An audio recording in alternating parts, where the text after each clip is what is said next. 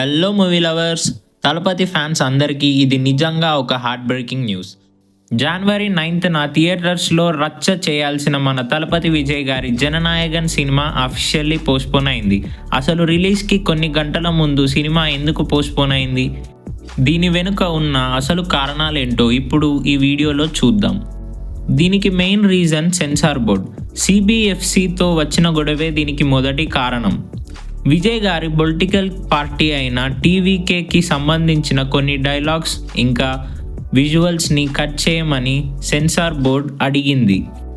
Makers దానికి ఒప్పుకున్నా కూడా టైంకి సర్టిఫికేట్ రాలేదు.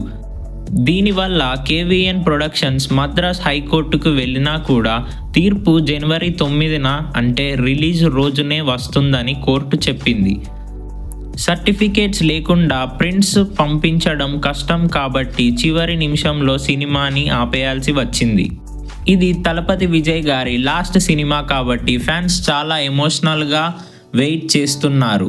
కానీ సర్టిఫికేట్ లేకపోవడం వల్ల ఓవర్సీస్ షోస్ క్యాన్సిల్ అయ్యాయి. ఇండియాలో బుకింగ్స్ ఆపేసి రీఫండ్ కూడా ఇస్తున్నారు. ప్రస్తుతానికి రిలీజ్ డేట్ ఇంకా అనౌన్స్ చేయలేదు. లీగల్ ఇష్యూస్ క్లియర్ అయ్యాక కొత్త డేట్ చేస్తారు. మరి దీనిపై మీ ఒపీనియన్ ఏంటి? కింద కామెంట్ చేయండి. మరిన్ని అప్డేట్స్ కోసం మన ఛానల్ని సబ్స్క్రైబ్ చేసుకోండి.